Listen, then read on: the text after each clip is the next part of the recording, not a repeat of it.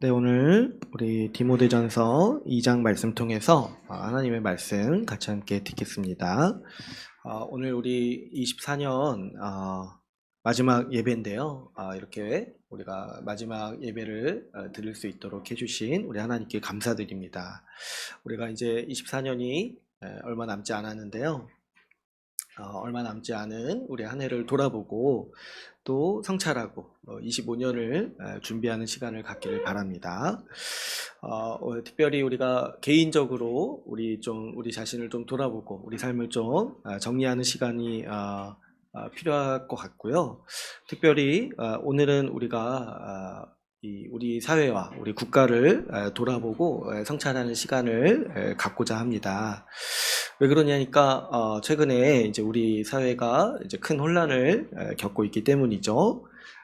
저도 이제 생각을 해봤을 때 그냥 적당히 거리를 두고 모른 채 할 수 있지만 또 오늘 본문에서도 우리 주님께서 권면하시고 또 말씀하셨듯이 국가를 위해서 기도하는 것이 또 우리의 교회의 의무이기 때문에 또 이 상황에서 또 이런 부분을 한번 또 살펴보면 좋겠다는 생각이 들어서 오늘 또 이 말씀을 통해서 우리 국가에 대해서 생각을 해보고 특별히 연말에 나라를 위해서 며칠 안 남았죠? 우리 이틀 남았는데 연말에 특별히 좀 나라를 위해서 기도하는 시간을 가지면 좋겠다 생각이 들어서 오늘은 좀 이 말씀으로 한번 같이 함께 말씀을 나누고자 합니다. 이를 위해서 우리가 이제 먼저 본문 말씀을 통해서 우리 국가를 우리에게 주신 우리 하나님의 뜻을 함께 나누고 또 그 말씀에 비추어서 우리 한국 사회를 놓고 같이 함께 기도하는 시간을 가지려고 합니다. 오늘 본문 말씀을 보면은 모든 사람을 위해서 기도하라고 권면하고 있습니다. 그래서 이제 우리가 우리 만나는 사람들 또 주변 사람들을 위해서 기도하고 또 그 복을 빌고 또 무엇보다도 구원을 위해서 기도하는 것이 우리 신자가 가지는 의무이기도 하고 또 특권이기도 하죠. 우리가 옆에 있는 사람을 위해서 우리가 아는 사람을 위해서 하나님께 간구할 수 있다는 게 얼마나 큰 특권입니까? 그런데 오늘 본문 말씀을 보시면 특별히 임금들과 2절에 보시면 임금들과 높은 지위에 있는 모든 사람을 위해서 기도하라 라고 이렇게 말씀하고 있습니다. 그러니까 이 국가를 다스리는 사람들을 위해서 기도하라는 이 권면이죠. 이제 성경이 쓰여질 당시는 이제 로마 시대 때니까 왕이 있고 또 이제 로마가 보면은 이제 왕정이기도 하지만은 이제 공화정이기도 하죠. 그러니까 이제 왕도 있고 오늘날로 따지면 이제 국회의원 같은 사람들도 있는 거예요. 그러니까 그들을 위해서 이제 기도하라 이렇게 얘기를 합니다. 그러니까 이제 그 당시에는 이제 왕이 다스리는 시대니까 이제 왕이 곧 국가인 거예요. 그래서 이제 왕을 향해서 기도하라는 말씀이 있는데 이제 오늘날에는 이제 왕이 없고 우리가 이제 민주제 시대에 살고 있잖아요. 그러니까 특정 사람을 향해서 기도하라라는 이제 말씀이라기보다는 그냥 이제 국가 자체를 위해서 기도하라는 말씀으로 우리가 이해하는 것이 좋겠습니다. 그랬을 때, 왜 주님께서는 이제 교회를 세우시고 우리에게 이제 교회가 중요하다. 교회를 위해서 살라라고 말씀을 하셨잖아요. 그런데 왜 또 이 본문에서는 이 국가를 위해서 기도하라고 우리에게 권면을 하고 있을까요? 왜 그러냐니까 여러분 이 국가라는 것이 우리가 살아갈 때 아주 지대한 영향을 미치는데 우리가 먼저 생각해 봐야 되는 거는 이 국가는 우선적으로는 하나님이 우리에게 주신 선물이라고 생각을 해야 된다고 했어요. 오늘 본문에서도 보면은 국가를 위해서 기도하는 이 이유와 목적에 대해서 2절에서 얘기를 하고 있죠. 그래서 이제 뒤에 보시면 이는 하면서 뭐라고 얘기를 합니까? 우리가 모든 경건과 단정함으로 고요하고 평안한 생활을 하려 함이라 이렇게 말씀하고 있습니다. 그러니까 국가가 바로 서 있고 또 하나님이 우리에게 이 국가의 질서를 복으로 주셨는데 왜 그러냐니까 이 국가의 기능을 통해서 우리가 어떻게 살 수 있다라는 거예요. 우리가 평안한 삶을 살 수 있다는 거예요. 그리고 또 특별히 우리가 신자로서, 교회로서 신앙생활을 하고 또 경건하게 살 수 있는 그 바탕이 되는 게 뭐냐니까 국가가 우리의 질서를 유지하고 우리가 평안하게 살 수 있도록 그 힘을 가지고 기능을 할 때 우리가 그렇게 살 수 있는 유익을 얻을 수가 있다는 거죠. 그래서 여러분 우리가 생각했을 때 하나님께서 우리를 국가라는 질서를 선물로 주신 거는 우리 모든 사람이 평안을 누리고 질서 있는 삶의 질서 안에서 우리가 삶을 일상생활을 잘 살 수 있도록 하기 위함이라는 거예요.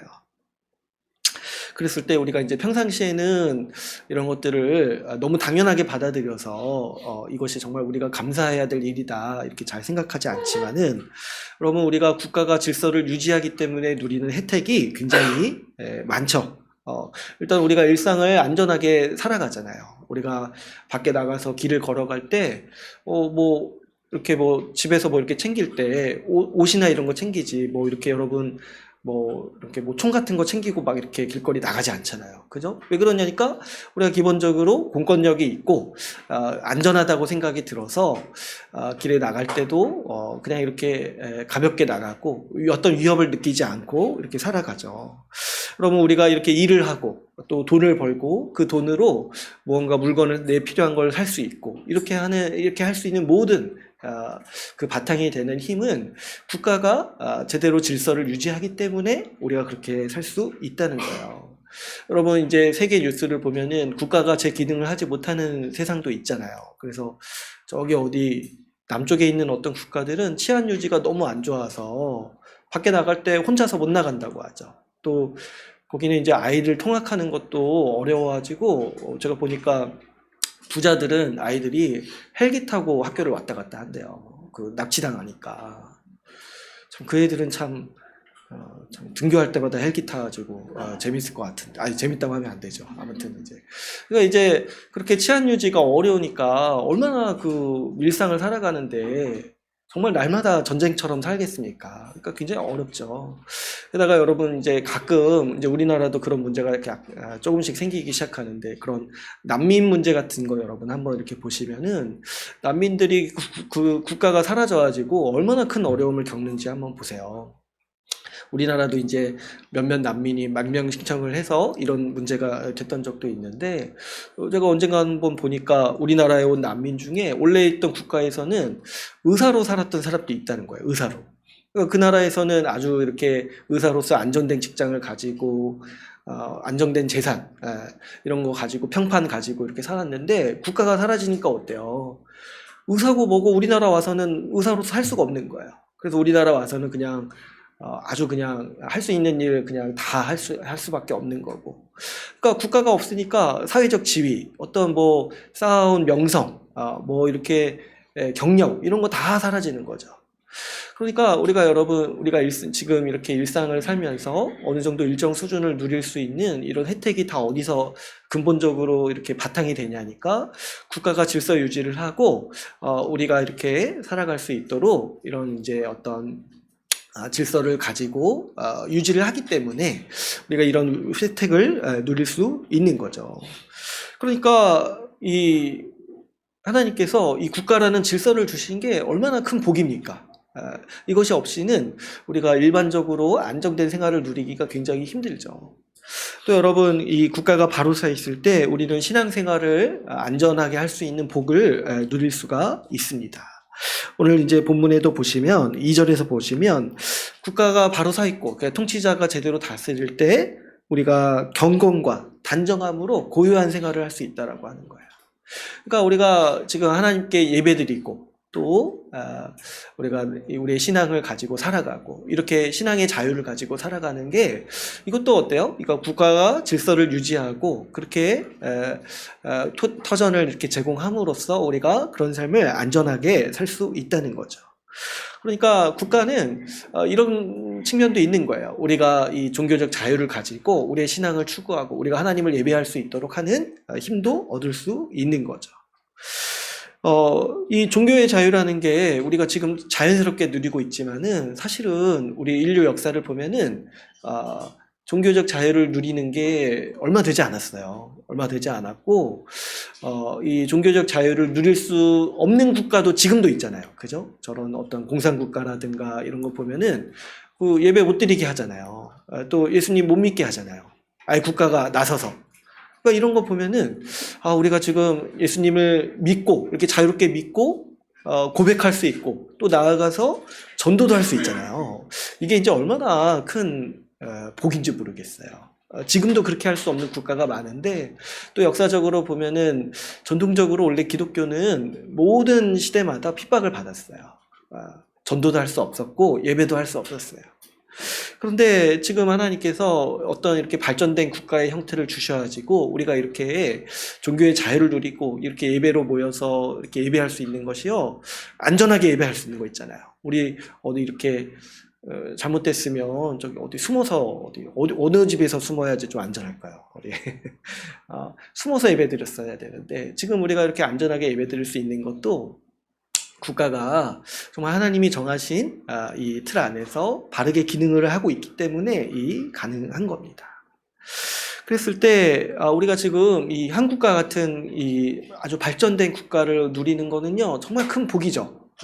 이 정도로 경제적 수준을 갖춘 데다가 이렇게 종교적 자유까지 이렇게 허락해주는 그런 국가가요, 여러분 세상에 그렇게 많지 않습니다. 저 이슬람 국가 같은 거 한번 생각해 보세요. 경제적으로는 굉장히 발전했지만 종교적 자유가 없잖아요. 그죠?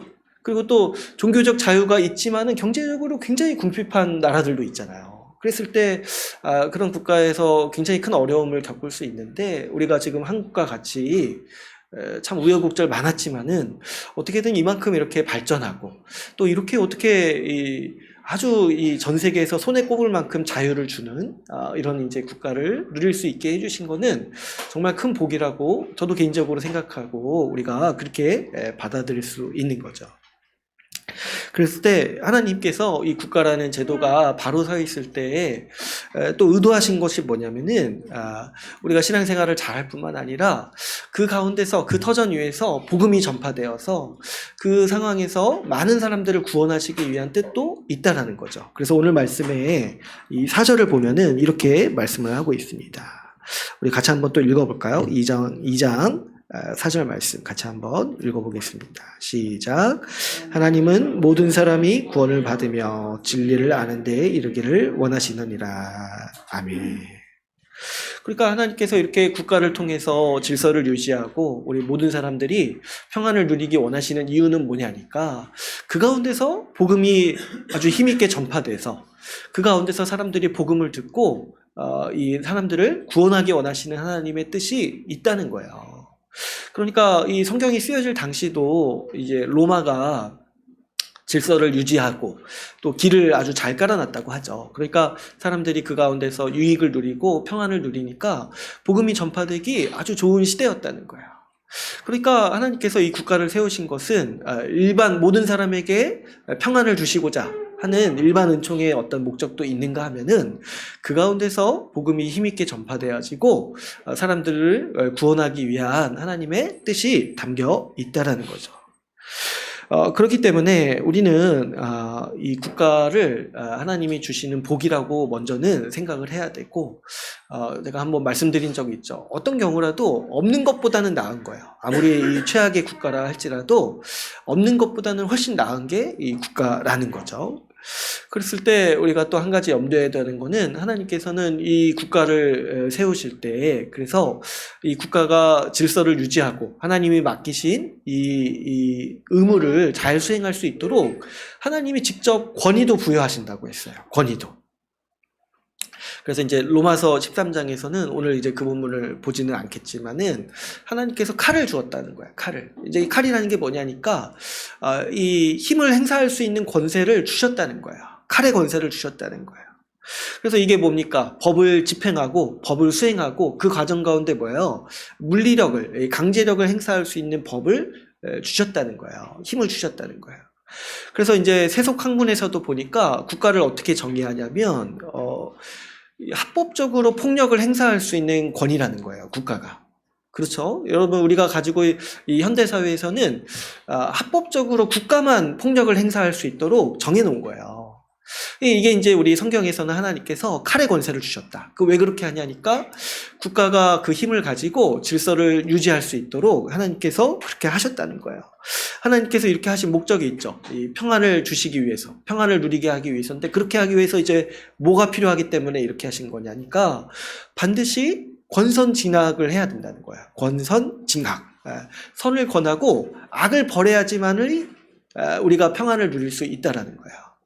여러분, 우리가 왜 오늘 일상에서 안전함을 느낄 수 있냐니까 우리 국가 질서가 살아있을 때 우리가 뭘 확신할 수 있어요.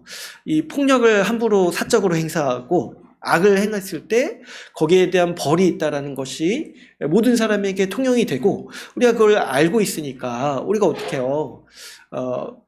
밖에 나가서 내가 함부로 해코지 당하지 않을 것이라는 확신을 가지고 또 우리도 어떻게 합니까?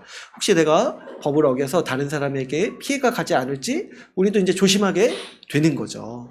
물론 이제 우리는 다른 사람에게 해코지하지 않고 피해를 가지 않게 하려는 그런 마음, 선한 마음도 있는 거지만 또 어때요? 이것으로 함으로써 이 다른 사람을 해함으로써 내가 국가의 어떤 이 정의의 기능 앞에서 또 처벌받는 것에 대한 두려움도 많은 사람들이 갖고 있기 때문에 우리가 이제 그런 일들을 함부로 하지 않는 거죠.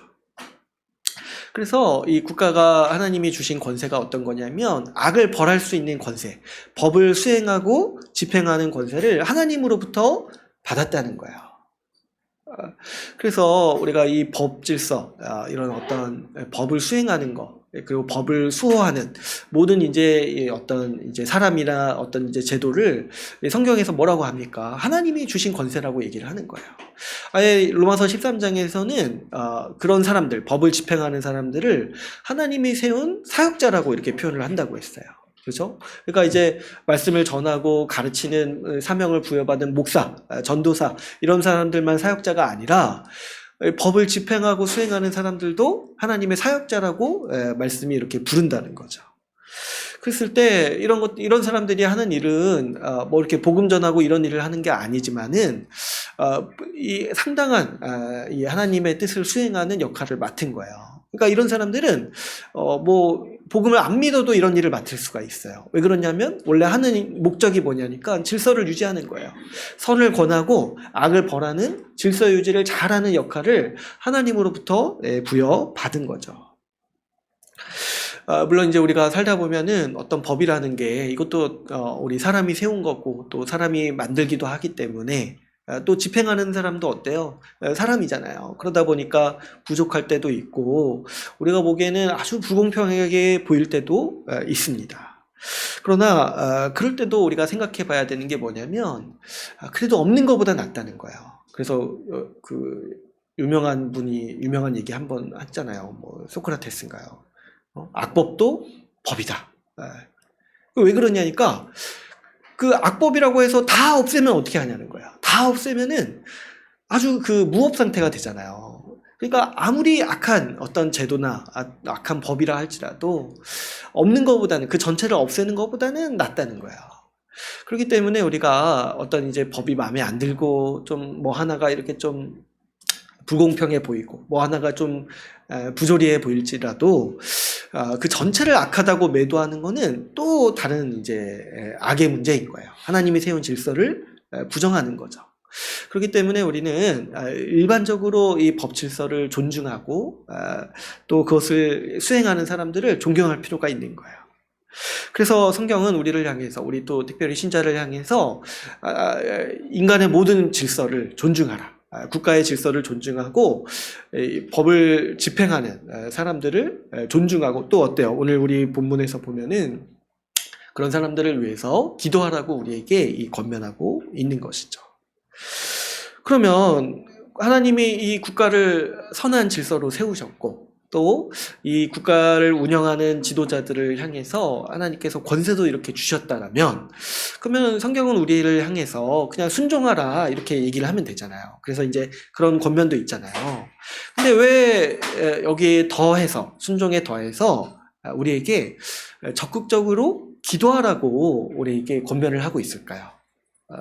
그랬을 때 여러분, 우리는 이 문제를 오늘 한번 또 깊이 생각을 해봐야 되는데, 왜 주님은 순종하라고 하면 되는데 기도하라면서 이 국가에 대해서 생각하고 고민하고 또 염려하도록 우리를 이렇게 권면을 하셨을까 했을 때, 여러분, 이 국가가요, 하나님이 세우신 목적과 또 하나님이 상당한 권세를 주셨는데, 이 권세를 가지고 왜곡되고 타락할 수 있는 여지가 있기 때문에 하나님은 우리를 향해서 순종하라고도 말씀하시지만, 우리에게 특별히 기도하면서 이 국가가 잘 기능할 수 있도록 감시하고 염려하고 지켜보라고 우리에게 이런 말씀을 주시는 거죠. 그렇죠, 여러분. 우리가 종종 이렇게 봅니다. 국가가 아주 그 잘못 기능하는 모습들을 우리가 보게 되는 거예요. 하나님이 아주 크고 강력한 권세를 주셨는데 이 권세를 잘못된 방향으로 사용할 수가 있는 거죠. 이 칼의 권세를 주신 목적이 뭐라고 했어요? 악을 벌하고 이 질서를 유지하라고 이렇게 주셨는데, 그래서 그걸 통해서 어떻게 하라는 거예요? 이 사람들의 일상을 지키고, 모든 일반 사람들의 일상을 지키고 안녕을 지키고 평안하게 살도록 질서를 유지하라는 목적으로 이 칼의 권세를 주신 거예요.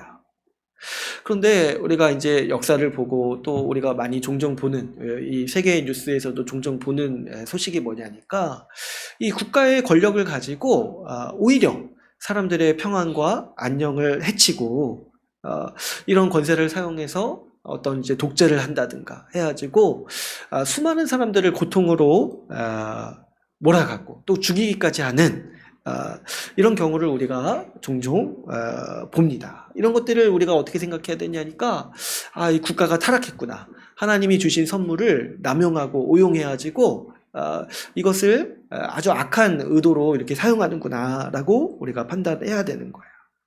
여러분, 우리가 역사상 얼마나 수많은 사람들이 이 국가의 폭력 아래서 희생되었습니까? 이 전쟁이라든가 또 이제 우리 이제 한국 역사에서도 보면은 어떤 이 군사정권 시절의 어떤 독재라든가 이런 것들을 통해서 얼마나 많은 사람들이 고통을 겪고 희생당하고 또 정말 말 못할 폭력을 겪었습니까? 그런 아픔의 역사가 우리 한국 사회에서도 얼마나 많은지 모르겠어요. 우리 이제 저도 이제 뭐 계엄 이런 거 직접 겪은 적이 없었는데 참 이번에 참 쉽지 않은 경험을 했죠. 이번에 12월 3일에 계엄이 선포됨으로써 지금 대한민국의 모든 세대가 계엄을 한 번씩 겪었다고 해요. 그렇죠? 지금 우리 자라나는 아이들도 겪은 거니까 한 명도 빠짐없이 지금 우리 부모님 세대는 한두 번 겪으셨고 저도 지금 한 번 겪었고, 그러니까 이 경험이 굉장히 오래 가는 거죠. 이 계엄에 대한 경험이.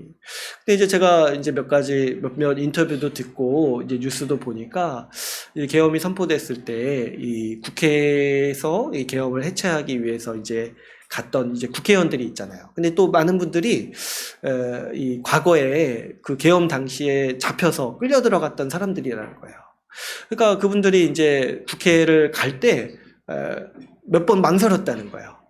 본능적으로 가긴 가야 되는데 그 과거에 그 끌려가서 고통당하고 고문당하고 맞은 경험이 있으니까 그 국회에 가는 게 굉장히 큰 고통이었다고 해요.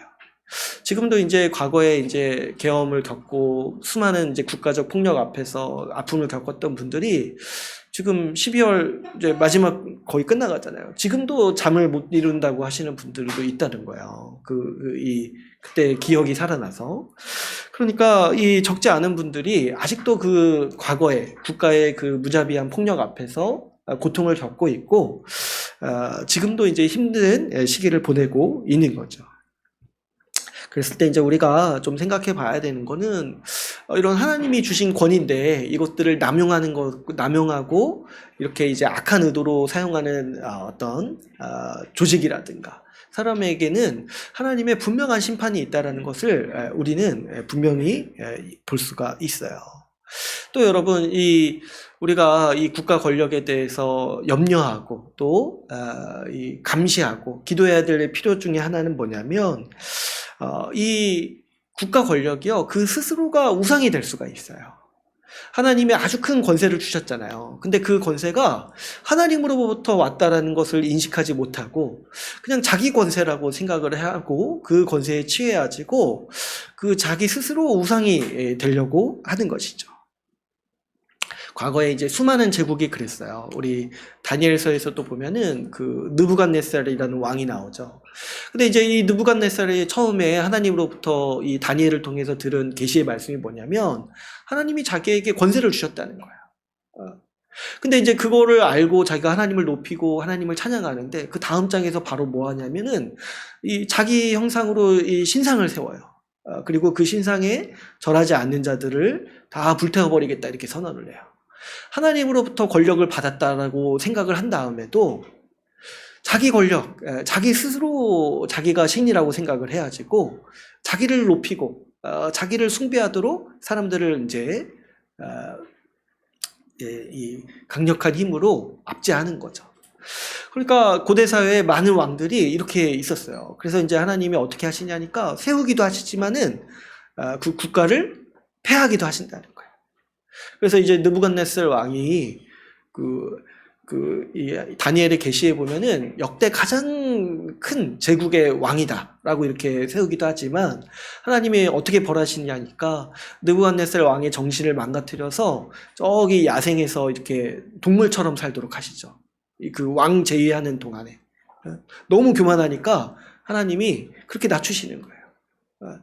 그러니까 이 국가 권력이라는 게 이런 속성이 있어요. 너무 큰 힘이 있으니까 그걸 스스로 자기 권력이라고 취해가지고 그 스스로를 높이려 하는 경향이 항상 있는 거예요. 여러분 현대사회에서도 지금 왕과 같은 제도는 아니지만은요, 여러분 우리가 염려해야 하고 또 경계해야 될 게 있어요. 그게 뭐냐니까 여러분 현대사회에서 가장 강력한 종교는 국가를 숭배하는 종교예요. 국가를 숭배하는 종교. 많은 이들이 종교가 없다고 얘기를 하잖아요. 근데 이제 사람은요, 종교가 아무리 없어도 소망하고 싶고, 미래에 대해서 소망하고 싶고, 또, 그 안정을 누리고 싶기 때문에, 마음의 평안을 누리고 싶기 때문에, 그 스스로 이렇게 의지하고 또 소망하는 바가 있어요. 근데 요즘에 어떤 사람들이 소망하는 바가 뭐 이렇게 무속을 소망하는 사람도 많다고 하지만 또 대다수의 정상적인 사람들은요, 국가를 소망해요. 국가 아니면 자기가 지지하는 정치 세력. 그래가지고 뭐 어떤 이제 얘기를 하냐니까 우리가 살아가기 좋은 천국, 우리가 살아가기 좋은 유토피아를 내가 지지하는 정치 세력이 만들 거라고 소망하고 열렬히 지지하는 거예요. 그래서 가만 보면은 어떤 정치 집회라든가 이런 정치적 신념을 가진 사람들이 행동하는 거 보면은 그냥 예배 같아요, 예배. 그냥 예배 드리듯이 어떤 정치 지도자들을 숭배하고 이렇게 따르는 거예요. 이게 이제 현대인들이 자연스럽게 가지는 어떤 태도 중에 하나인 거예요. 왜 그러냐니까 국가가 힘이 많잖아요. 힘이 많고 전능해 보이잖아요. 국가가 가진 힘으로 우리가 지금 살아가는 세상을 아주 천국처럼 만들어줄 것 같잖아요. 그래서 이 국가만 잘 되면은 뭔가 천국이 임할 것 같고 뭔가 새로운 세상이 열릴 것처럼 이렇게 생각을 하잖아요. 그러니까 많은 사람들이 이 정치 지도자라든가 국가의 이 세력을 숭배하고 이런 것들에 마음을 다하고 이런 것들을 우상으로 이제 받아들이면서 살아갑니다. 그런가 하면은 국가 스스로도 우상이 되어서 하나님이 받아야 할 예배와 영광을 가로채려 하는 거죠. 여러분 그 독재 국가가 행하는 많은 일들을 한번 잘 보시면은 그 과거에 그 느부갓네살 왕과 같이 행동하는 모습을 우리가 볼 수 있어요. 은근슬쩍 자기를 찬양하게 하고 자기를 높이게 하는 거, 이런 것들.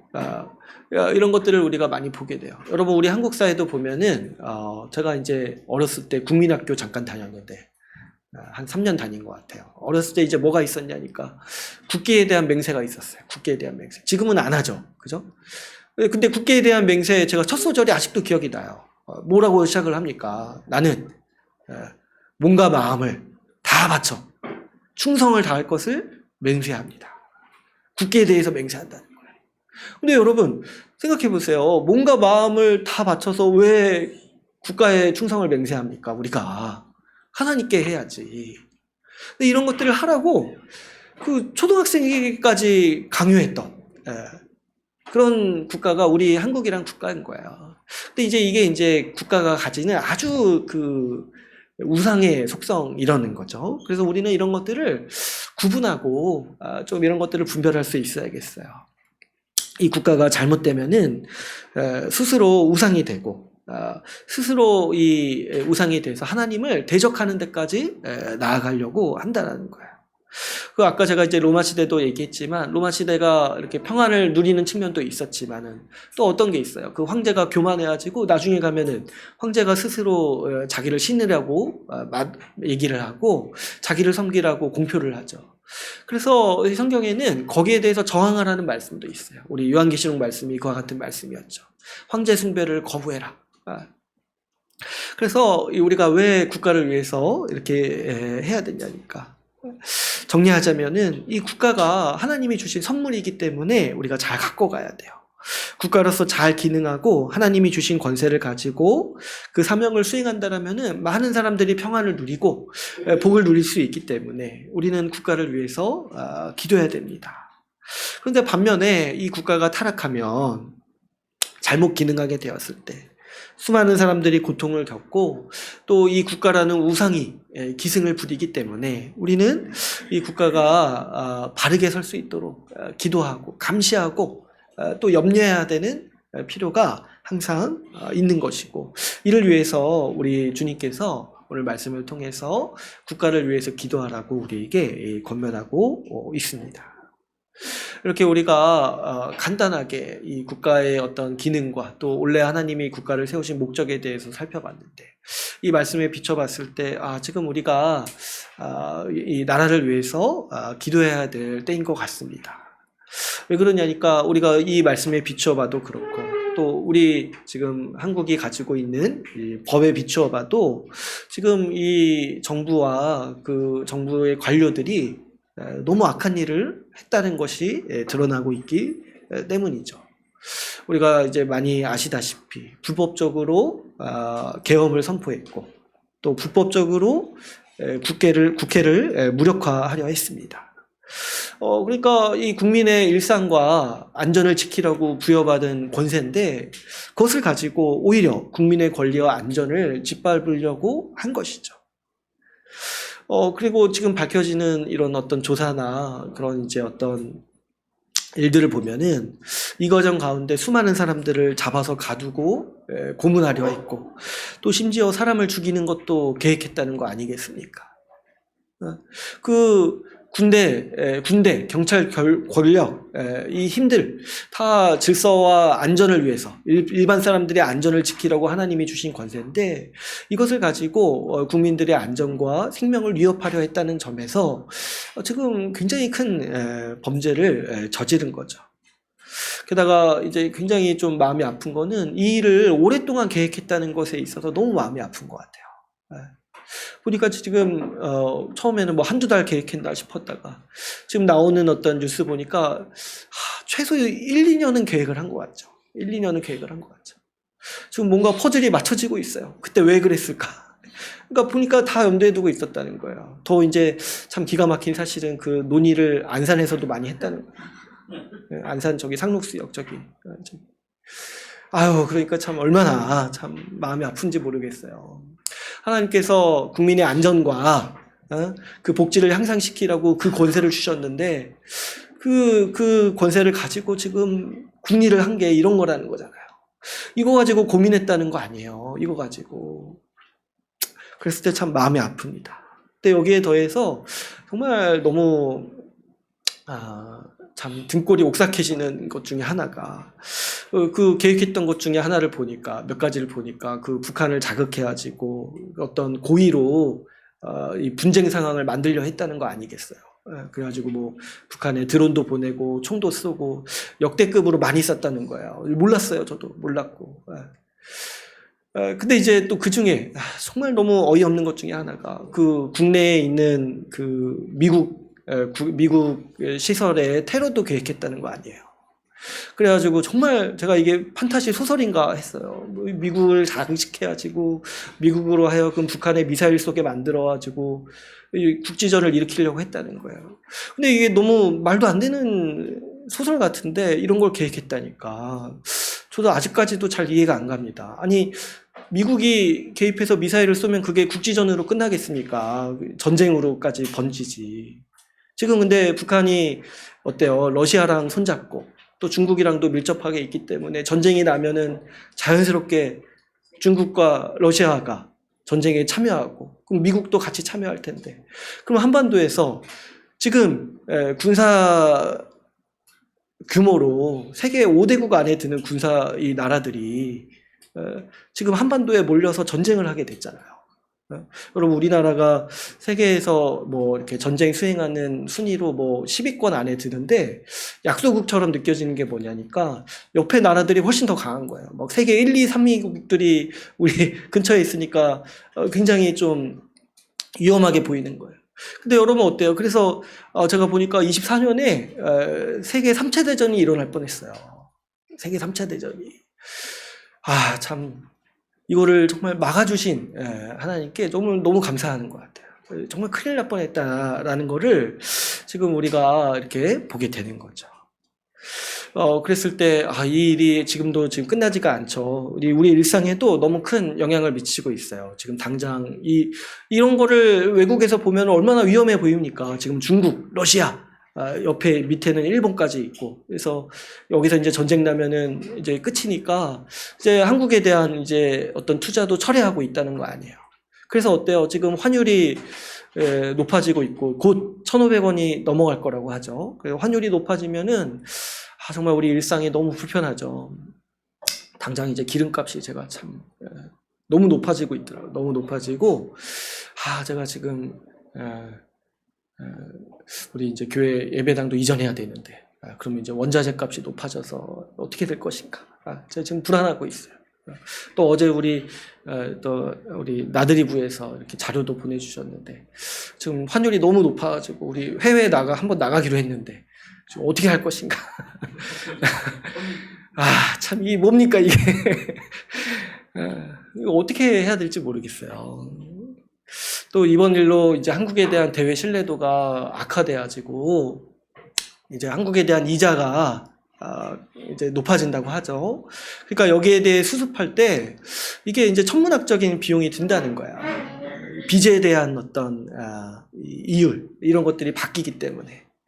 그러니까 이제 몇몇 분들이 지적하기로 이게 우리 자녀들까지 여파를 미친다는 거야. 한번 이렇게 한 것 때문에. 그러니까 얼마나 지금 우리가 앞으로 어떤 일이 벌어질지를 모르는 상황 가운데 있죠. 사실은 이렇게 정말 객관적으로 볼 때 사실 12월 3일 이전에도 한국 경제가 어려웠어요. 그렇지 않습니까? 우리 안산도 보면은 지금 우리 여기 있는 데가 제일 큰 번화가인데도 지금 임대 이렇게 붙은 가게들이 많죠. 그러니까 계엄 이전에도 그랬어요. 근데 이제 계엄까지 이렇게 겪고 나서는 제가 한국 경제가 얼마나 건강한가 시험하는 것 같아요, 지금. 이렇게 하면 무너지지 않을까? 이렇게 하면 무너지지 않을까? 어떻게 하면은 무너질까? 이렇게 시험하는 것 같다는 생각이 들 정도로 당장 내년 뭐 어떻게 버틸 수 있을까? 이런 생각을 많이 하게 됩니다. 그런데 이제 여기에 더해서 이 일을 반성하는 사람들이 없어요. 반성하는 사람도 없고 사과하는 사람이 너무 적은 게 너무 마음이 아파요. 사과하는 사람도 없고 또 이렇게 수습하려는 거 어떻게든 방해하고 지연시키려고 하고 이런 것들을 볼 때 제가 생각나는 성경 구절들이 많더라고요. 제가 먼저는 그 바로가 생각났어요. 파라오가 이스라엘이 출애굽할 때 하나님이 10가지 재앙으로 치셨잖아요. 근데 8번째쯤 이 메뚜기 재앙을 말씀하실 때 옆에서 바로의 신하들이 하소연을 해요. 파라오한테 제발 이스라엘 좀 내보내자. 우리나라 애굽이 망한 거 당신만 지금 모른다. 그러니까 7번째 재앙까지 했을 때 이미 신하들이 안 거예요. 우리나라 망했구나. 근데 이제 바로가 끝까지 고집을 피워가지고 10번째 재앙까지 받은 거예요. 그때 이제 8번째 재앙이 오기 전에 신하들이 제발 이스라엘 좀 내보내자. 우리나라가 망한 것을 아직도 모릅니까? 이렇게 이제 얘기를 하는 거예요. 그랬을 때 지금 많은 이제 그 지도자들이요 정치 지도자라고 하는 사람들이 지금 이 바로와 같은 사람들인 것 같아요. 지금 나라가 망한지를 모르고 있어요. 모르고 어떻게든 그 자기 고집, 자기 그 아집만 남아가지고 자기만 살려고 공동체 전체를 지금 위험에 빠뜨리려고 하는 것이 정말 너무 마음이 아픈 상황 가운데 있습니다. 여러분, 제가 언젠가 그 요한계시록 강의하면서도 말씀드렸지만은 이런 게 그 악한 영이 준동할 때 발생하는 하나의 모습 중에 하나예요. 그 사탄을 따르는 그 악한 영들은요, 절대로 깔끔하게 물러나는 법이 없어요. 제가 한번 말씀드린 적 있죠. 페어플레이 이런 거 몰라요. 졌다고 딱 인정하고 물러가지 않아요. 악한 영들은 항상 자기가 망한 것을 알고도, 자기가 패한 것을 알고도 한 사람이라도 더 자기와 같이 망하게 하려고 끌어들이려고 하는 존재들이에요. 악한 영이 준동할 때는 그래서 이렇게 아주 한 사람이라도 더 망하게 하려고 끝까지 발악을 하는 것이죠.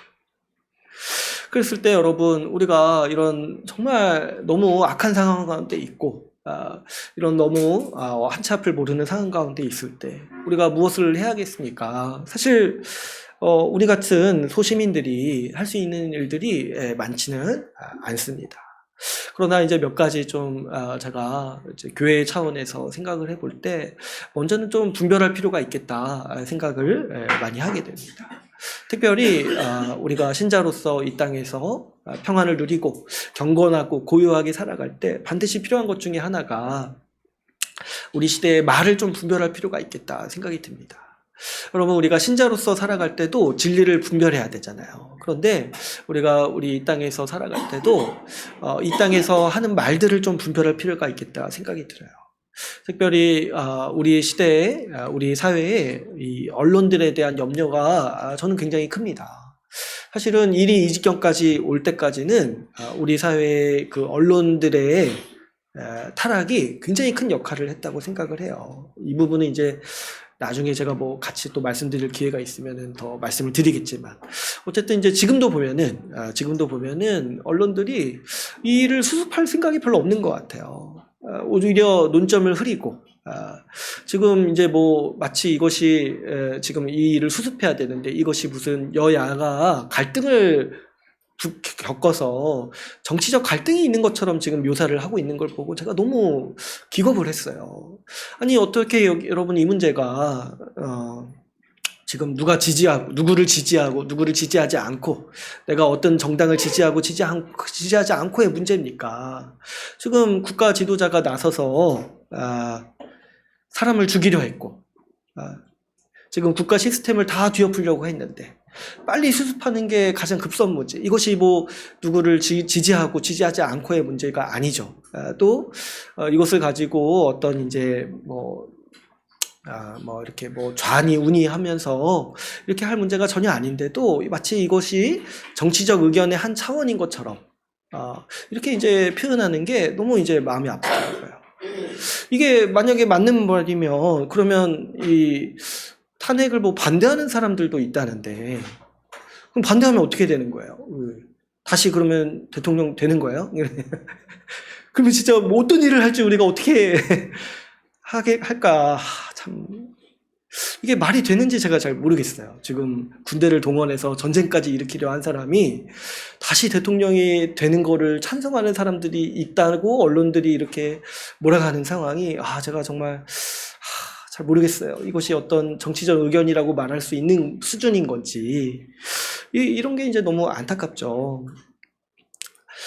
또 이제 이런 걸 더해서 우리가 좀 가짜 뉴스 같은 거 좀 분별할 필요가 있겠다. 그런 어떤 유튜브 같은 거 통해서 유포되고 또 뭐 이렇게 제가 들으니까 뭐 카톡을 통해서 이렇게 유포되는 이런 뭐 가짜 뉴스가 있다고 해요. 막 이런 말도 안 되는 주장인데 어떤 이런 없는 거 만들어내가지고 거짓을 만들어내서 말이 되도록 하는 어떤 이제 세력이 있다는 거예요. 그래서 저도 잘 몰랐는데 이런 어떤 이제 사람들이 있다는 거죠. 정치적 목적을 가지고 논리를 만들어내고 가짜 뉴스를 만들어내서 유포하는 세계가 있다는 거예요.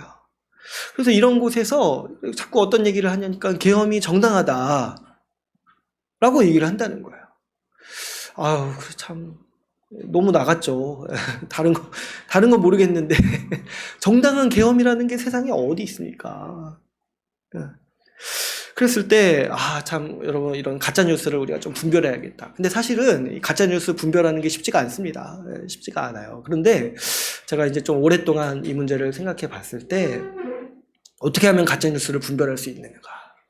했을 때, 근데 이제 다는 분별하지 못하더라도 적어도 어떤 특정 분류에 대해서, 특정 어떤 세력에 대해서 적개감을 가지게 하거나, 혐오감을 가지게 하는, 그래서 이제 그 혐오감과 적대감을 가지고 연대하도록 하는 그런 식의 어떤 뉴스는 좀 우리가 좀 분별해서 들을 필요는 있겠다.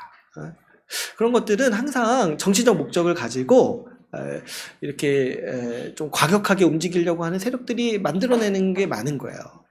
여러분, 제가 보니까 나치도 그런 식으로 집권했어요. 나치도 유대인들에 대한 혐오감 이런 거 부추기고, 이런 사람들, 이런 혐오랑 적대감이라는 게 굉장히 과격한 감정이잖아요. 이거를 가지고 있는 사람끼리 연대해서 힘을 얻는 거예요. 그러니까 이제 이런 어떤 가짜뉴스라든가 이런 것들을 우리가 좀 잘 분별할 때, 여러분, 어떤 경우라도 어떤 사람에 대해서 혐오감을 갖게 하거나 적대감을 갖게 하는 거, 이런 것들은 우리가 신자로서 좀 주의하고 분별할 필요가 있겠다, 이런 생각을 좀 합니다. 좀 마음이 제가 많이 안타까운 것 중에 하나는 교회가 이런 가짜뉴스 선동에 온상이 되고 있다라고 하죠. 여러분, 뭐 지금 주말마다 이런 탄핵 집회가 서울에서 있다고 해요. 근데 이제 그 탄핵을 반대하는, 그리고 계엄을 찬성하는, 이런 게 표현이 제가 말이 되는 건지 모르겠어요. 이거 뭐 잘못 말하면 또 뭐 법에 걸린다고 하던데, 저는 찬성, 탄핵 찬성입니다. 아무튼 이런 집회가 이제, 근데 그 탄핵을 반대하고 계엄을 찬성하는 집회가 서울에서 열린다는 거예요. 근데 그 집회 상당수가 교인들이라고 합니다. 상당수가. 그래서 그 집회에 가니까 막 사람들이, 제가 이렇게 쓴 거 이렇게 글을 보니까 거기서 예배를 드리고 찬송하면서 탄핵 반대, 계엄 찬성 이런다는 거예요. 그러면서 갑자기 뭐 이렇게 지금 어디입니까? 야당이죠? 야당 어떤 정치인들 향해서 저주하고 그러면서 아멘하고 이런다는 거예요. 아이고, 그래 참 진짜. 제가 진짜 사죄하는 의미로 어떻게 해야 되나. 교회를 제가 대표할 수는 없지만 너무 숭고하더라고요. 그런 말을 들으니까. 근데 여러분, 이렇게 비이성적이고 이렇게 야만적인데 이게 지금 주술과 뭐가 다릅니까? 이렇게 비이성적으로 행동하고 자기랑 정치적 의견이 다르다고 막 이렇게 저주하고 이러면서 막 아멘하고 하나님의 이름으로 저주하고, 이런 게 그 주술을 하는 사람들과 너무 똑같다, 이 생각이 드는 거예요. 그랬을 때 여러분, 이런 행동들을 절대로 우리는 본받으면 안 돼요. 이거는 내가 어떤 정치적 성향을 가지고 있는지는 상관이 없어요. 어떤 정치적 성향을 가지고 있더라도 이런 식의 태도는요, 국가와 정치를 우상으로 숭배하고 있는 태도이라고 우리가 분별할 수 있어야겠습니다. 여러분, 자신들의 그런 정치적 이상을 신앙보다 우선해서 하나님의 말씀을 어기면서까지 생명을 경시하고 어떤 특정 이념을 숭배하는 거, 이런 거는 우상숭배예요, 우상숭배. 우리는 그렇게 할 필요가 없어요. 그렇게 할 필요가 없고, 어떤 정치적 이념도 우리 신앙보다 우선하지 않습니다. 좌로나 우로나 어떤 진영을 지지한다고 해도 이와 같은 모습으로 상대방을 하나님의 이름으로 저주하면서까지 추앙해서는 안 되는 것이죠. 혹여나 우리 가운데도 이런 마음이 있다라면은 우리는 이런 것들을 내려놓을 수 있어야 돼요. 나와 정치적 입장이 다른 사람을 향해서 너무 그렇게 무분별하게 비난하고 막 무슨 악마로까지 몰아가고. 그래서 보니까 뭐 교회 안에서도 뭐 정치적 입장이 다르면 너는 뭐 사탄이다, 이런 식으로 이렇게 하는 거 있잖아요. 이런 것들은 그 사람이 우상을 섬기는 거예요. 우상을 섬기는 거예요. 그래서 우리 정치적 입장이 달라도 한 몸으로 살아야지. 어떻게 그렇게 얘기를 합니까? 교회 안에서. 그래서 우리는 이런 것들을 거리를 두고 여기에 대해서 분별하고, 혹여나 우리 안에서도 나와 어떤 사람이 정치적 입장이 다르고 또 의견이 다르다고 속으로 미워하는 마음, 이런 거 조금이라도 싹트면은 이거 아주 이렇게 우리는 회개해야 돼요. 내가 지금 우상숭배에 빠졌구나 이렇게 경계하면서 회개해야 돼요. 우리는 절대 이런 어떤 국가의 우상숭배하는 일에 빠져들면 안 되겠습니다.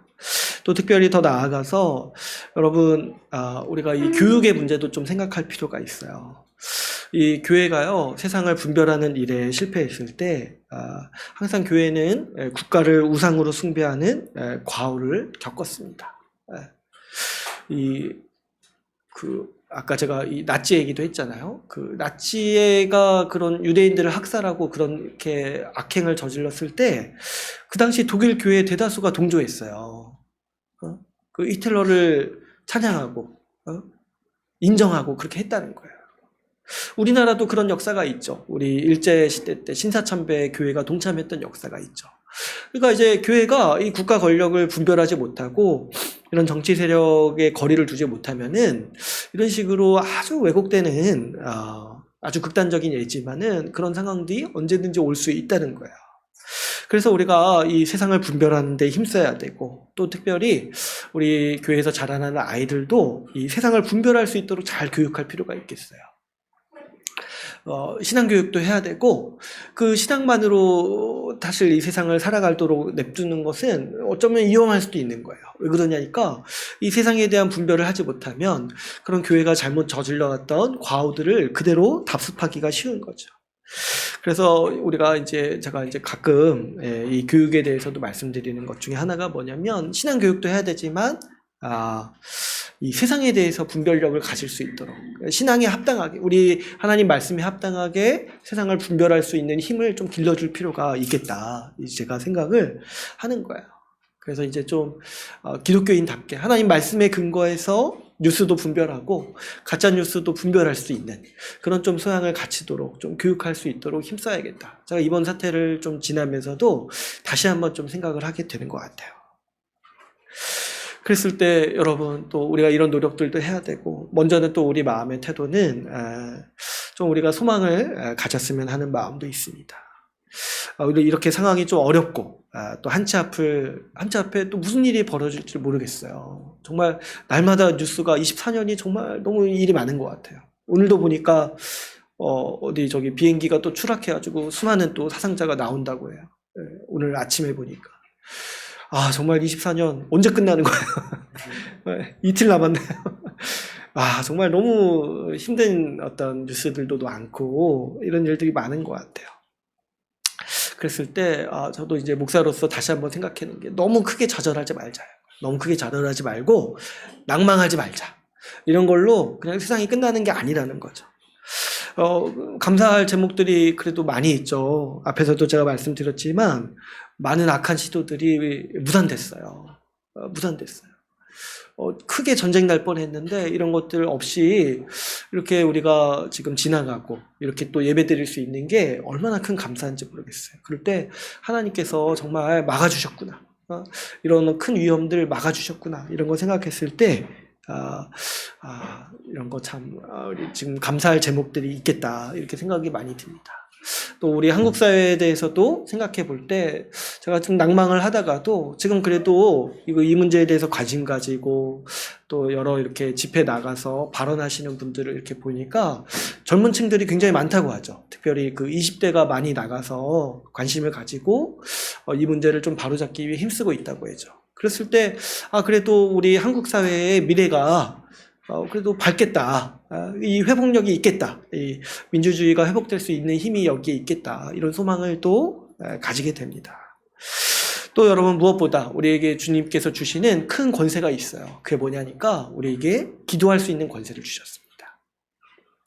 국가에게는 칼의 권세를 주셔서 그것이 굉장히 크고 강력한 힘이기도 하지만은 우리 일반 신자들에게 우리 교회에게는요 그보다 더 큰 권세를 주셨어요. 뭐냐니까 우리 하나님 아버지께 간구할 수 있는 권세를 우리에게 주셨습니다. 그래서 우리가 기도할 수 있기 때문에 우리는 소망을 가지고 우리 국가를 위해서 기도하기를 원합니다. 우리가 이 일을 위해서 함께 기도합시다. 오늘 본문 말씀을 보니까 주님께서 우리를 향해서 이렇게 명하셨잖아요. 우리 국가를 위해서 기도하라. 제가 봤을 때 이거 뭐 매일 할 필요는 없을 것 같아요. 매일은 교회를 위해서 기도해야죠. 그러나 이렇게 좀 위기 상황이 올 때 우리가 좀 특별히 우리 주님이 주신 권세를 사용해서 주님이 간구하라고 하셨으니까 우리 국가를 위해서 기도하고, 또 이 대한민국이라는 국가가 하나님이 주신 이 권세를 만용하는 죄를 회개하고 돌이키게 해달라고 우리가 특별히 기도하기를 원합니다. 그래서 우리 주님께서 자비를 베푸셔서 우리가 속히 이 어둠에서 회복할 수 있기를 우리 간절히 구하면서 기도합시다. 오늘 말씀을 이제 맺겠습니다. 오늘은 우리 24년 마지막을 마무리하면서 우리 국가를 위해서 기도하라고 하신 우리 주님의 말씀을 같이 함께 살펴봤습니다. 국가는 하나님이 주신 선물이기도 하지만 타락하고 왜곡되면 많은 사람들에게 고통을 주기 때문에 우리가 국가를 위해서 기도해야 됩니다. 이 하나님이 원래 맡기신 사명을 잘 수행할 수 있도록 우리가 기도하고 그렇게 하라고 하신 것이 우리 하나님의 뜻이고, 하나님은 이를 위해서 우리에게 이 기도의 권세를 주셨습니다.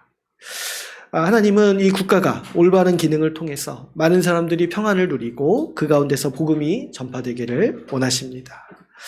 여러분, 우리가 주님이 우리에게 국가로 주신 이 대한민국을 위해서 함께 기도하는 한 주가 되기를 바랍니다.